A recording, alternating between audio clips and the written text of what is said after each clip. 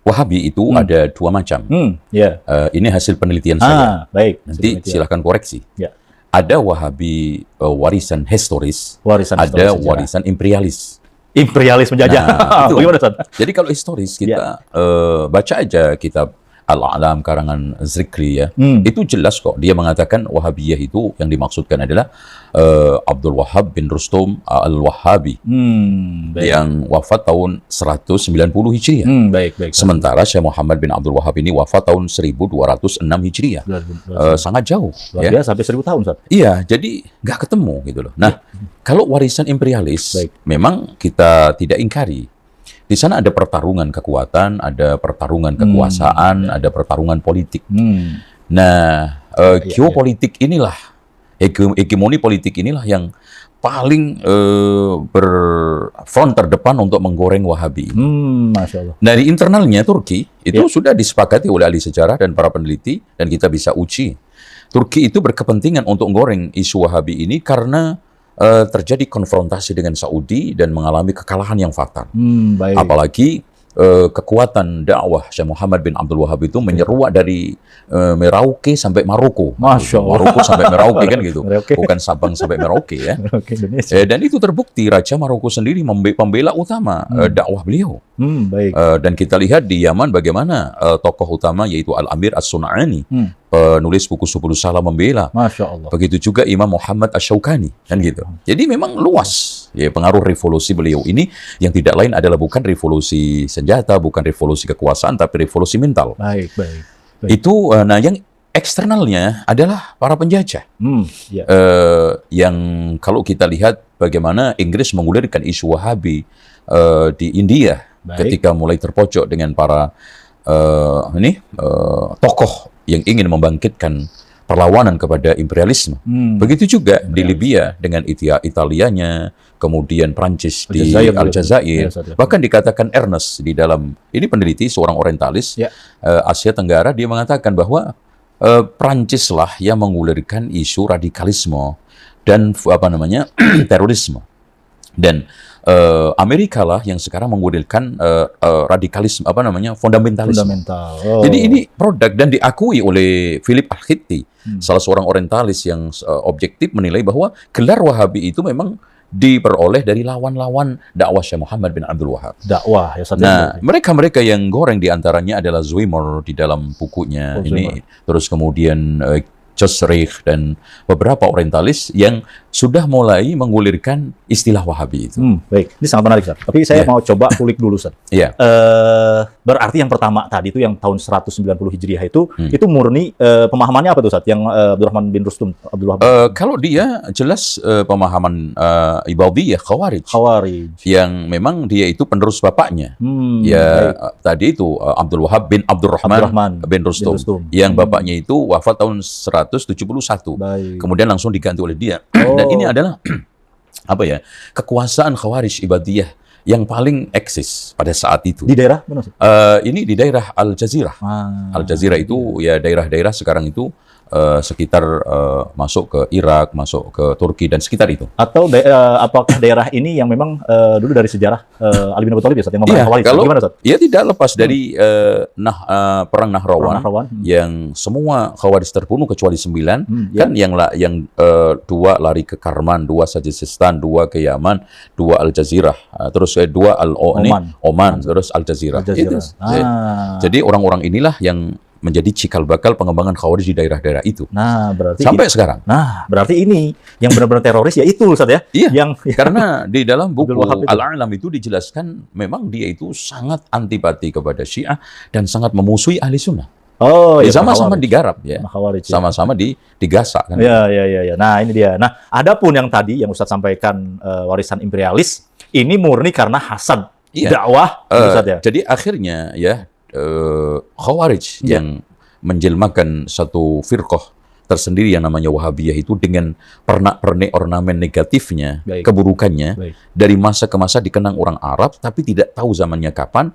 Makanya ketika muncul ada nama mirip-mirip, maka dinisbatkanlah nama ini, kelompok ini kepada Syekh Muhammad bin Abdul Wahab. Gitu. Harusnya sih Muhammadi harusnya, Ustaz, ya? Iya, Muhammadi. Kalau tidak itu minimal kita tauhidi kan? Tauhidi. Karena dia pembela tauhid kan gitu. Dan bahkan kalau kita lihat beberapa ahli sejarah seperti Abdullah Abdurrahman, ahli sejarah Melayu, itu menamakan tauhidi. Kelompok membela tauhid. Membela tauhid. Iya. Ensiklopedia di Nurkhalis Majid juga mengatakan sama. Membela tauhid. Gitu. Ya, baik. Dan ensiklopedia di Inggris itu mengenalnya juga gitu. Jadi intinya kuliran Wahabi itu santer itu hanya dari mulut ke mulut, hanya berita burung, kemudian akhirnya menjadi konsumsi umum, lalu ada penelitian, lalu dibukukan. Itu. Nah, motivasinya apa? Ya 3. Motivasi pertama kan politik kekuasaan. Ya, itu kan gitu dimanapun. Makanya di dalam bukunya Hamka dari Perbendaraan Lama, beliau menegaskan bahwa Wahabi itu setiap mau pemilu di Indonesia itu selalu digoreng. Ntar lagi dong. Iya, jadi beliau mengatakan lagi-lagi yang menjadi tuduhan siapa Masumi. Nanti ormas-ormas ya Muhammadiyah ya persis dulu zaman Hamka yang sesuai sunnah. Ya, kita bukan mengada-ada, silahkan aja baca buku beliau dari Perbendaraan Lama. Dan dicetak sekarang ini beredar di online dimanapun bisa dibeli. Itu kan gitu. Nah, yang kedua ada politik sosial keagamaan. Sosial keagamaan, baik. Nah, tokoh-tokoh masyarakat, tokoh agama tertentu yang takut kehilangan berbagai macam posisi popularitas, maka ikut-ikutan mengulirkan Wahabi kan gitu. Nah, yang ketiga penjajahan. Jadi inilah politik kekuasaan yang didominasi ketika itu Turki, agama sosial, tokoh-tokoh yang dipetakan oleh Syekh bin Baz kan 3. Politik sosial ini yaitu 1. Tokoh agama Darwis yang sesat, yang menjungkir balikkan fakta, yang benar menjadi salah, yang salah menjadi benar, untuk membuat citra buruk Syekh Muhammad bin Abdul Wahab. Yang kedua, mereka-mereka yang takut kehilangan popularitas, kekuasaan, dan pengaruh. Nah, yang ketiga, mereka ini yang nggak tahu menahu tentang Syekh Muhammad bin Abdul Wahab, cuman ikut-ikutan.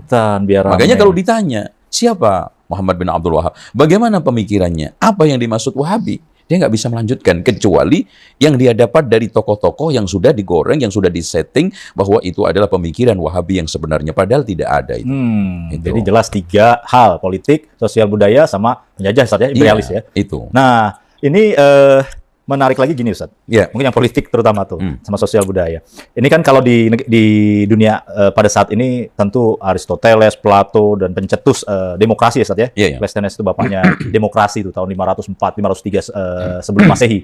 Terus juga Aristoteles dan Plato ini memasyurkan demokrasi, terus juga Karl Marx dan kawan-kawannya memasyurkan komunis.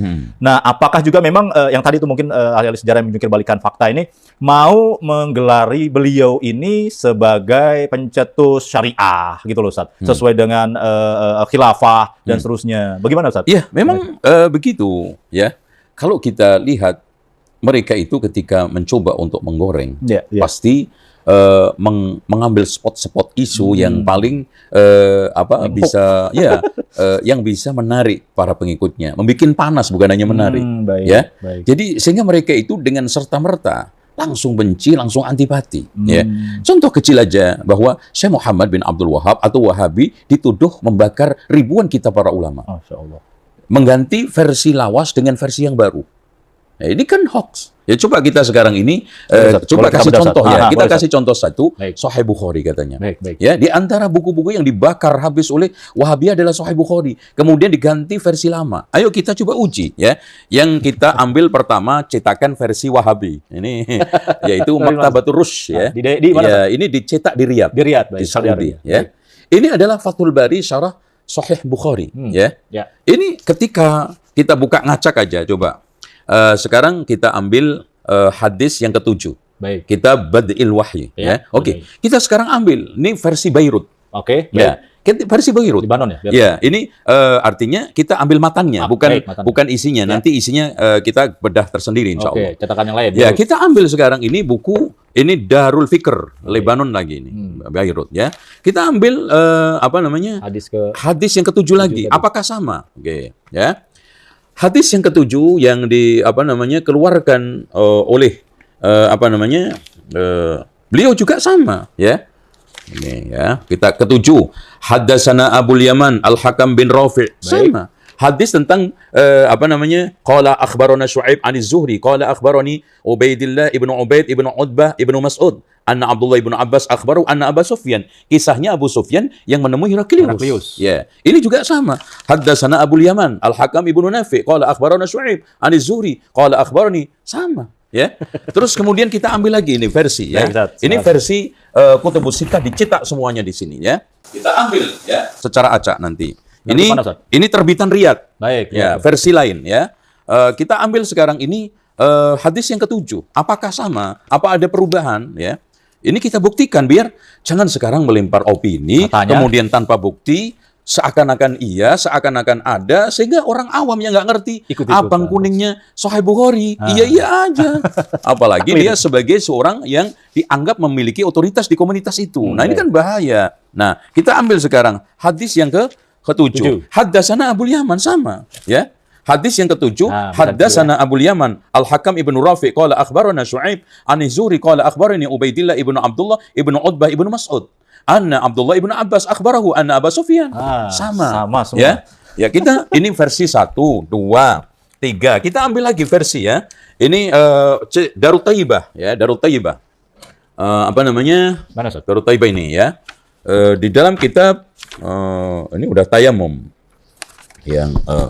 Yang pertama mana? Kita ambil ini dulu. Yang pertama. Yang pertama mana? Ini dulu. Pertama. Fathul Bari ya. Ini Darur Rayyan. Darur Rayyan terbitan Al-Kairo. Ya, Kairo ini, Mesir ya. Coba kita apakah beda ya? Terbitan-terbitan tersebut satu dengan yang lainnya. Ini pertama. Ya. Kita ambil yang ke-7. Secara urutan ngaca enggak gitu loh. Sehingga kita tidak omong doang, kita sekarang ini tidak melempar opini seakan-akan ada, padahal itu tidak ada. Ini kan bahaya. Inilah yang disebut dengan isu. Kalau kita percaya nggak percaya, isu itu ada.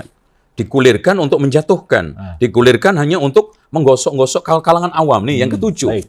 Urutan ke-7, haddatsana Abul Yaman, Hakam ibnu Nafi, qala akhbarana Syu'aib, 'ani Zuhri, qala akhbarani Ubaidillah ibnu Abdullah ibnu Utbah ibnu Mas'ud, anna Abdullah ibnu Abbas akhbarahu anna Abu Sufyan ibnu Harb akhbarahu anna Herakl. Masyaallah. Jadi sekian versi. Bahkan sekarang kita juga ada Darul Hadis Kairo. Ya. Kita sekarang ambil sampel tentang Kitabus Shalah ya. Kitabus Shalah, kitab salat. Yang pertama tentang mawaqitus shalah ya. Kitabus Shalah yang diangkat hadis 521. Haddatsana Abdullah ibnu Maslamah qala qara'tu ala Malik an ibnu Syihab anna Umar ibnu Abdul Aziz akhara shalah. Kita ambil ini ya sekarang. Sekarang kita ambil bab yang kedua. Mana kedua, kedua? Ini kedua nih. Oh ya kedua. Kitabus Shalah. Hadis 521 ya. Kita baca 521. Nah, 521 juga sama versi Mesir ya. Ya. 521 haddatsana Abdullah ibnu Maslamah. Abdullah ibnu Maslamah qala qara'tu ala Malik an ibnu Syihab anna Umar ibnu Abdul Aziz akhara shalah yauman. Sama saja. Jadi sekarang ini versi yang lawas mana, yang baru yang mana, sehingga kita ini jangan sampai melempar opini hanya untuk manas-manasi umat. Kita ini dipercaya apalagi sebagai orang yang punya otoritatif, kan bahaya itu kan? Tidak dewasa. Iya, itu kita ambil juga sekarang versi Darut Thayyibah. Darut Thayyibah ini cetakan mana ini? Darut Thayyibah. Darut Thayyibah cetakan Al-Mamlakah Arabiyah Saudiyah ini versi Wahabi kalau menurut mereka. Coba kita ambil hadis 521 ya. 521. Itu. Ini hadis ya. 521 sama haddatsana Abdullah ibnu Maslamah qala qara'tu ala Malik an ibnu Syihab anna Umar ibnu Abdul Aziz akhara shalah. Jadi intinya semua versi dari berbagai macam cetakan beda penerbit, beda negara, nggak ada perbedaan. Berbagai generasi pun. Berbagai generasi. Dan ini hanya saya kasih sampel saja. Kalau kita sekarang ini, semua bandingkan kitab-kitab yang lainnya ini. Dari mulai katanya Ibnu Katsir. Kita cek. Kita bisa compare. Kita ambil sampel dari setiap cetakan. Terus kemudian kita buka sekarang per ayat. Terus kemudian tafsirnya Ibnu Katsir apakah berbeda? Inilah yang kita ketika bicara sejarah, itu fakta. Ketika kita bicara masalah kebenaran argumen itu data. Fakta dan data itulah merupakan suatu perkara yang fardhu ain di dalam bicara masalah sejarah. Ya. Jadi sudah tidak terbukti tuduhannya, Ustaz, ya? Iya, tidak terbukti. Zong. Nah, sekarang kalau memang kita mau membuat satu kaidah bukti balik, coba aja sekarang kita minta bukti balik, ya. Kan kalau ibaratnya di pidana pengadilan itu kan kita disuruh untuk apa? Pembuktian balik. Ya. Sekarang mana? Yang versi lawas, versi baru, kemudian kayak apa versi-versinya? Ya, kita khususnya Imam Al-Bukhari di dalam menulis sahihnya itu, ya. Itu. Di antara yang memfitnah atau tokoh-tokoh yang fitnah Syekh Muhammad bin Abdul Wahab yang tadi Ustaz sampaikan, di antaranya membakar kitab-kitab para ulama seperti Sahih Bukhari. Ini siapa, Ustaz? Tokoh di antaranya, Ustaz? Kitab mana dan seterusnya mungkin Ustaz bisa. Ya, itulah sekarang kalau sekarang kita itu bicara siapa yang menggulirkan fitnah itu, memang itu beredar di buku-buku mereka. Ya, saya tidak bisa menyebutkan satu persatu, tetapi itu beredar di tulisan-tulisan mereka tentang Wahabi yang secara sentimen di dalam khutbah mereka, ceramah mereka secara sentimen tanpa argumen mengatakan katanya di antara sekian bentuk kejahatan agama Syekh Muhammad bin Abdul Wahab, Wahabiyah adalah membakar ribuan kitab-kitab para ulama, di antaranya Sahih Bukhari, di antaranya adalah Ibnu Katsir dan yang lainnya. Kemudian versi-versi lawas ini dibakar, diganti dengan versi baru. Pertanyaannya, sekarang mana versi yang lawas? Siapa yang nulis versi yang baru? Terus kemudian ini okelah kita kalau seandainya kita itu hanya melulu penerbit di dalam Saudi, ada kong kali keng, ada konspirasi. Ini kita ambil dari seluruh penerbit. Beirut, Lebanon, ada Mesir. Lebanon, ada Mesir, ada Saudi, ada ini. Tidak ada yang berbeda. Bahkan urutannya semuanya sama, urut kacangnya. Hadis yang ke-7 jelas, hadis yang ke-521 jelas. Baik. Sanadnya pun nggak ada yang satu pun yang berubah, nama-nama rijalnya itu. Luar biasa. Menarik sekali pemirsa. Jadi beliau sudah buktikan, dan sebenarnya siapapun bisa buktikan ya saja kalau ada kitab-kitab ini bisa baca sendiri. Iya, bisa baca. Dan apalagi kalau kita sekarang ini pergi perpustakaan yang lebih besar lagi, yang lebih lengkap lagi, ada banyak versi, kita melakukan penelitian. Itu yang paling gentleman, dan itu yang paling berargumen. Jadi dasar dari penelitian. Dan saya ini juga dasarnya dari penelitian, kan gitu. Betul. Jadi bertahun-tahun kita meneliti tentang masalah Wahabi. Bukan sekarang ini saya fanatis secara sentimen kepada Wahabi, apalagi ke negara Saudi, tidak. Saya dari mulai lahir saya, warga negara saya, dan yang saya cintai tanah air saya, ya Indonesia. Itu. Tadinya sempat musim Wahabi juga? Iya, dulu. Nah, ini kan sebagai bentuk penebus kesalahan. Kan? Cari yang asli. Cara di antara sekian cara taubatnya pemikiran orang yang dulu menyerang adalah menjelaskan yang dibela, kemudian menjelaskan yang diserang juga. Mencari kebenaran. Seperti yang dilakukan oleh Abul Hasan Al-Asy'ari. Ketika berada di Mu'tazilah, kemudian taubat, dia jelaskan penyimpangan Mu'tazilah. Kemudian dia mendirikan madrasah Asy'ariyah, ternyata dikoreksi lagi dengan kitab Al-Ibanah itu kan gitu. Kalau tadi dari sisi sosial budaya, Ustaz, dari sisi penjajah tadi Ustaz sampaikan di tahun berdirinya atau dakwahnya Syekh Muhammad bin Abdul Wahab pada saat itu, siapa Ustaz rajanya di daerah sana, Ustaz? Najd, Ustaz, ya? Ya, ketika itu sebetulnya masih di dalam kondisi Saudi itu kan didominasi oleh kelompok-kelompok Badui. Masing-masing kelompok suku itu punya ketua.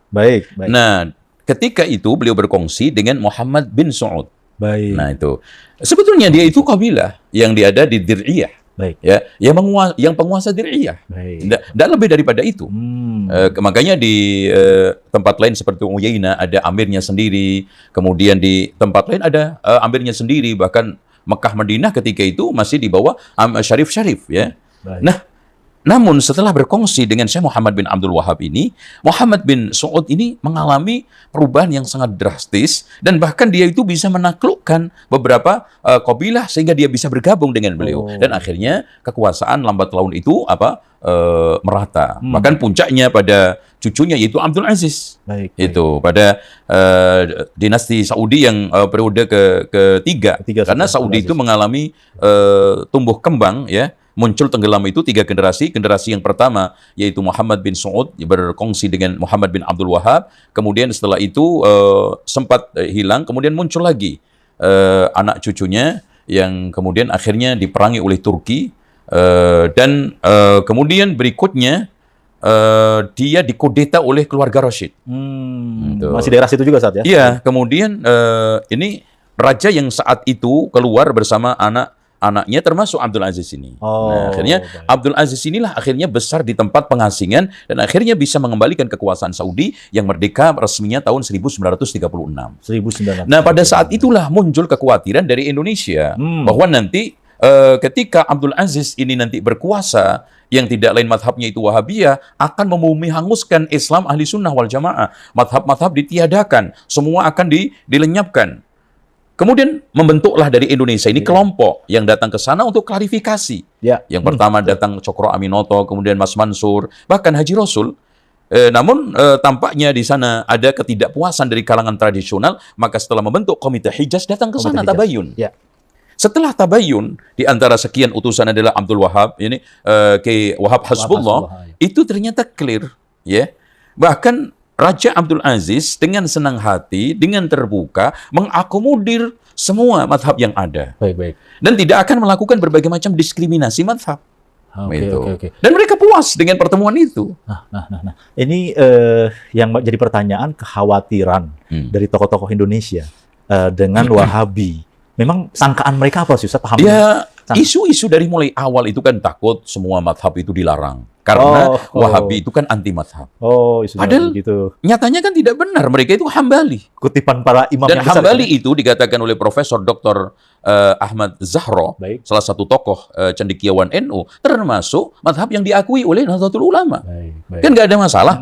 Terus kemudian kekhawatiran mereka takut nanti menggusur kuburan-kuburan itu. Tidak menggusur, tidak menghilangkan. Tetapi di sini disesuaikan dengan sunnah Rasulullah SAW seperti arahan Rasulullah kepada Ali. Janganlah kau meninggalkan kuburan kecuali kamu tinggalkan sejengkal. Karena berupa bangunan-bangunan. Dan tahu sendiri bagaimana dulu kuburan, Masya Allah, Fatimah, kuburan istri-istri Rasulullah, kuburan itu bangun besar-besaran. Yang dibakar, Ustaz? Iya. Terus kemudian kuburan Rasulullah, Abu Bakar, Umar juga, Masya Allah, besar sekali. Nah, ini dia. Artinya berarti pada masa Syekh Muhammad bin Abdul Wahab sebelum gabung sama Muhammad Ibn Saud, pemahaman di sekitar Jazirah Arab itu apa, Ustaz? Firqah pemahamannya, Ustaz? Kalau kita melihat fakta ketika itu kan Mekah Madinah itu dikuasai oleh Syarif, turunan Rasulullah SAW, orang-orang Sufi. Itu. Makanya di antara yang menjadi imam Masjidil Haram dan juga khatib adalah Al-Barzanji. Itu. Yang disebut-sebut. Iya, yang mengarang kitab Al-Barzanji, Manaqib Syekh Abdul Qadir Jailani yang namanya Al-Nurul Burhani. Itu mereka menjadi khatib di sana. Makanya di sini ada bersinggungan ketersinggungan. Tapi faktanya Syarif Aun ketika Syekh Muhammad bin Abdul Wahab sanggup menaklukkan Mekah Madinah, mereka sami'na wa ta'na, mengikuti aturan main. Dikembalikan. Iya, bahkan yang membantu untuk meratakan kuburan-kuburan itu Syarif Aun itu sendiri. Gitu loh. Jadi nggak ada masalah. Jadi sebenarnya dikembalikan kepada sunnah Nabi, ya, Ustaz, ya? Iya, intinya kan mereka itu tidak mau tahu tentang bagaimana maksud Syekh Muhammad bin Abdul Wahab. Maksudnya ingin mengembalikan kepada Al-Quran dan Sunnah, di mana Rasulullah SAW menjelaskan dengan sejelas-jelasnya kan, la tusallu ilal kubur, jangan kamu sholat menghadap kuburan, gitu kan gitu. Iya, betul. Nah, itu tadi kita bicara internal, Ustaz, antar umat Islam. Sebenarnya lagi-lagi ini belajar mendewasakan beragama, kita kembali ke sunnah Nabi. Sekarang kita keluar, Ustaz. Tadi para penjajah tadi, Prancis, Amerika, kalau di Indonesia Belanda, Ustaz, ya. Nah, ini mereka ini sebenarnya apakah kehabisan akal atau kehabisan taktik untuk memerangi kaum muslimin ini sehingga bangkit mereka, kaum muslimin ini, habis itu dipukul mundur dengan isu-isu adu domba? Bagaimana, Ustaz? Ya, memang kita tidak ingkari ya bahwa politik divide et impera atau belah bambu itu dari masa ke masa itu masih efektif. Ya, dan itu jelas. Permainan itu menjadi suatu boneka yang sangat cantik, sangat elok, eksotik bagi musuh-musuh lawan-lawan Islam, terutama eksternal maupun internal, untuk menjatuhkan martabat kaum muslimin. Itu tidak ada. Yang paling bagus strategis adalah memecah barisan kaum muslimin. Gitu kan gitu. Nah, bagaimana sekarang kita juga dituduh mecah belah? Kita sekarang menjelaskan kebenaran, ini yang hak, ini yang batil. Ini yang baik, ini yang buruk. Ini tauhid, ini syirik. Sejak zaman dahulu pasti akan membelah umat atau siapapun komunitas yang pro dan kontra. Tapi kan intinya kita itu menjelaskan amar ma'ruf nahi mungkar. Menjelaskan harusnya seperti ini loh berakidah tauhid. Syirik itu seperti ini, sunnah seperti ini, bid'ah seperti ini, taat seperti ini, maksiat seperti ini. Sekarang saya tanya aja, clear. Sekarang siapapun yang ketika menjelaskan tentang riba, ada nggak yang sekarang ini kontra? Ada. Yang nggak suka ada. Berarti memecah belah umat. Lah kalau sekarang setiap orang menjelaskan kebenaran dituduh mecah belah umat, lah kapan kita itu berdakwah? Ya. Terus apa yang kita dakwahkan kalau tidak ada furqan? Makanya Al-Quran itu sendiri dikatakan Al-Furqan, karena membelah, memisah antara hak dengan batil, tauhid dengan syirik, sunnah dengan bid'ah, taat dengan maksiat, bahkan iman dengan kufur. Kan gitu. Kan Nabi juga dituduh memecah belah umat saat ya. Iya, kalau ketika saat Rasulullah SAW datang, sama dituduh memecah belah kaum Quraisy, ya kan gitu. Paling baik padahal akhlaknya. Padahal mereka dulu itu katanya bersatu, kompak, gara-gara kamu Muhammad, semua ini jadi berantakan. Nabi juga kan dikatakan dalam surat Yasin, qalu inna tatayyarna bikum la illam tantahu lanarjumannakum. Jadi kami ini merasa sial karena kedatangan kalian. Coba bayangkan. Kurang apa lagi? Itu kan. Ini karena sebenarnya kalau secara fitrah, dan banyak para sahabat yang tadinya memerangi Nabi akhirnya masuk Islam saat ya. Secara fitrah akhirnya juga menerima. Ya, maka coba kita mulai beragama ini dewasa sedikit gitu saja. Dewasa, ilmiah, dan kita cari hidayah. Nah, pertanyaan begini, Ustaz. Kalau tadi udah bicara sunatullah, bicara sunnah Nabi. Apakah Syekh Muhammad bin Abdul Wahab ini masuk kategori reformis tajdid yang dihadiskan, yang disabdakan oleh hadis Rasulullah SAW, Ustaz? Bagaimana? Ya, jelas. Kalau kita membaca beberapa literatur, dan ini pengakuan ilmiah adalah objektif. Beliau itu adalah mujaddid. Tentang masalah mujaddid itu sempurna atau sekarang mujaddid parsial, itu adalah soal masalah sasaran yang dia tajdid. Tapi intinya, kalau kita lihat dari berbagai macam komentar internasional maupun nasional, mereka mengakui. Iya, kalau kita contoh aja sekarang ini dari kelompok nasional, ya pelopor pembaru nasional dulu. Komentar internasional dulu, Toha Hussein. Ini adalah cendekiawan Mesir. Mengakui beliau itu sebagai reformis.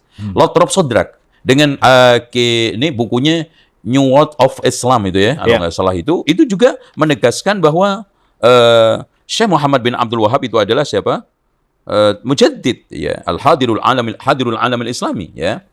Ahmad Amin ini juga mengatakan dia itu seorang mujaddid, ya, dan bahkan Carlos Dider, ya, ini juga mengakui peran kiprahnya di dalam memperbarui kondisi umat pada zaman itu yang sangat-sangat terpuruk, apalagi keagamaan. Nah, Muhammad bin Hasan Al-Hajuri. Begitu juga di Indonesia.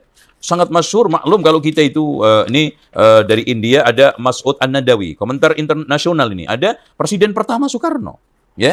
Bahkan ketika diterjemahkan buku Hadirul Alamil Islami, itu yang memberikan pengantarnya adalah Soekarno. Dan di situ menjelaskan, mengomentari, penulis secara objektif bagaimana kiprah dan dakwahnya Syekh Muhammad bin Abdul Wahab. Harun Nasution juga sama. Ya, di dalam bukunya Pembaharuan dalam Islam secara pemikiran dan gerakan.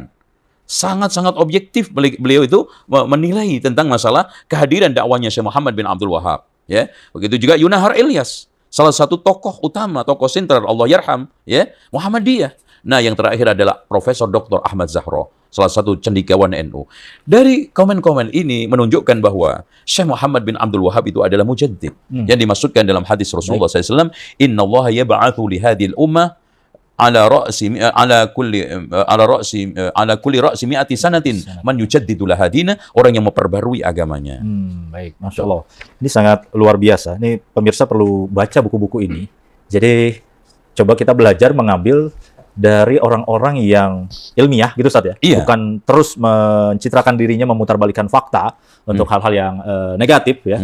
Ini beberapa perkataan, kutipan dari tokoh-tokoh internasional maupun nasional sangat objektif di sini, dan beliau sebagai mujaddid. Ya, sebagai mujaddid tentunya juga banyak juga yang nggak suka tadi Ustaz ya. Jadi hasad dan seterusnya. Nah, ya sama kan, Imam Syafi'i kan sama. Nah, bahkan Imam Syafi'i ya termasuk mujaddid 100 yang kedua, dan ini hampir semua tokoh pakar mengatakan itu tidak lepas dari fitnah kan.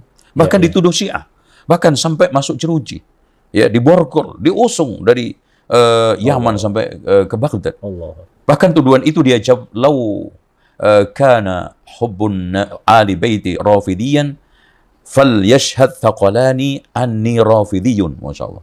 Kalau mencintai keluarga Rasulullah itu dituduh Rafidah, maka hendaknya bersaksi jin dan seluruh manusia. Seluruh jin dan manusia saksikan aku Rafidah. Artinya bukan. Rafidah itu bukan itu, gitu loh maksudnya kata Imam Syafi'i. Baik, jadi tidak ada dasarnya bagi masyarakat, apalagi orang-orang awam ikut-ikutan, bentar-bentar kalau nggak melakukan perayaan itu Wahabi. Wahabi. Perayaan ini dan itu Wahabi. Tidak ikut leluhur, ini Wahabi nih, dan seterusnya. Jadi kesimpulan ini artinya nggak ada dasarnya, Ustaz ya? Iya, intinya kalau kita mau berbicara secara objektif, ilmiah, berdasarkan data dan fakta, bahwa isu Wahabi dengan berbagai macam ornamen buruk dan berbagai macam aksesoris negatifnya, itu semuanya adalah opini, dan opini itu bukan ilmu. Opini bukan ilmu. Ya. Opini itu bukan ilmu. Opini itu tidak layak untuk dijadikan sebagai sumber informasi. Baik. Gitu. Cuma katanya Ustaz ya. Iya. Nah, di sini Ustaz, kita balik lagi dulu sedikit Ustaz ya ke Saudi tadi Ustaz. Tadi Ustaz sampaikan Turki dan sekutunya ini perang saudara dimotori oleh siapa nih Ustaz? Kalau kita lihat perang dulu itu kan ada Muhammad Fasha sama anaknya Ibrahim Fasha. Itulah yang memotori gerakan untuk perlawanan Wahhab ini dengan Wahabi. Bahkan katanya itu sengaja, ada semacam tulisan yang menulis itu sengaja diperankan Mesir untuk melawan Saudi karena Turki sendiri akan mendapatkan keuntungan karena Mesir ini juga secara terselubung, sembunyi-sembunyi akan melakukan perlawanan dengan Turki, pemerintah pusat. Maka untuk melemahkan, maka dia susu perang sama Saudi. Tiga negara saja. Iya, jadi ini ada perang segitiga. Perang segitiga, betul, baik. Dan pada saat kekalahan terakhir itu, semua kota Dir'iyah itu dibumi hanguskan, kebun-kebun kurma ditumbangkan, ya, kuda-kuda semua dirampas, kekayaan dirampas, semua fasilitas rumah-rumah dibakar oleh mereka. Ya, sampai seperti itu. Walaupun Turki sama Mesir juga pada akhirnya menyadari kesalahannya, karena kekalahan dari kedua belah pihak ini juga sangat fatal. Kerugian dari kedua belah pihak itu sangat fatal. Artinya itu perang saudara jadi. Iya. Karena berapa ribu yang meninggal dari Mesir, dari Turki, yang itu perang antar kaum muslimin. Iya. Gitu. Di balik ini ada nggak peran-peran Barat gitu Ustaz, yang ya pastinya ada. Karena Turki ketika itu kan pada ujungnya pada saat menjelang Perang Dunia Kedua kan ngeblok kan Turki, Jerman kan gitu. Baik. Yang ikut blok sekutu atau ikut blok poros kan gitu. Nah ini ada blok sekutu yang termasuk Inggris, Amerika kan gitu. Ini yang kita ambil pelajarannya. Jadi mereka semua para musuh Islam punya kepentingan, Ustaz. Tapi pasti. Kenapa yang jadi dikorbankan adalah dakwah, gitu ya? Dikorbankan adalah sunnah. Dan kita hati-hati jangan juga ikut terjerumus nih, jangan-jangan kita yang terjerumus nih, masuk jebakan para imperialis itu, Ustaz.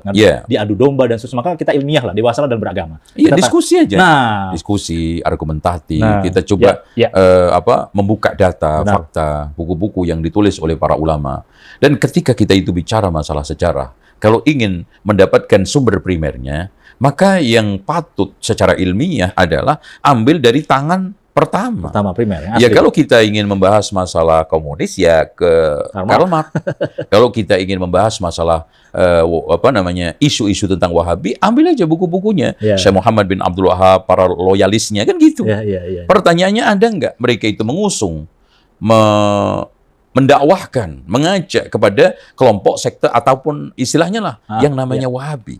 Implisit aja nggak ada, apalagi eksplisit. Apalagi sampai membuat suatu ADART lengkap ya, bahwa visi misi tujuan ADART organisasi saya ini adalah internasional, bahkan struktur STO-nya nggak ada. Itu. Baik, Masya Allah, luar biasa, sangat ilmiah. Kita tanya sama beliau, sebagaimana kita ngikuti ya. Wasatiyah, beragama yang sangat dewasa, dan Islam wasatiyah ini tentu dari Rasulullah SAW. Kita ambil pelajaran, kita minta beberapa poin dari beliau, nilai-nilai wasatiyah apa yang terkandung dalam diskusi kita. Wasatiyah itu sudah saya sampaikan berulang-ulang, berkali-kali, bahwa keislaman yang dewasa. Gitu. Jadi kita bukan masalah Islam wasatiyah, keislaman kita perilaku beragama yang dewasa. Makanya selalu mengedepankan dialog, dasarnya pun argumentatif, melihat sumber-sumber yang faktual. Dari situlah kita itu mendapatkan satu nilai wasatiyah yang paling mendalam, apa itu? I'tidal, teguh, tegak, lurus. Terus kemudian ketika kita bicara tidak serampangan, karena kita itu harus tawazun, seimbang di dalam antara kita itu menyampaikan fakta di lapangan. Itu nggak boleh kita ini sekarang terjadi miss. Karena nilai wasatiyah itu mengajarkan kita untuk seimbang. Di dalam menilai kita juga nggak boleh mendolimi pihak, karena kita harus tawassut, objektif. Seperti yang ditegaskan oleh Syekhul Islam Ibnu Taimiyah, ahli sunnati wal jamaah menilai kelompok lain itu dengan ilmu, adil, dan insaf. Ya, itu ciri khas ahli sunnah wal jamaah yang memang diilhami dari perilaku wasatiyah yang Islam dibangun oleh Rasulullah SAW sehingga menghasilkan umat wasatan litakunu syuhada 'alan nas. Amin. Jazakallahu khair Ustaz, barakallahu fiik Ustaz atas ilmunya.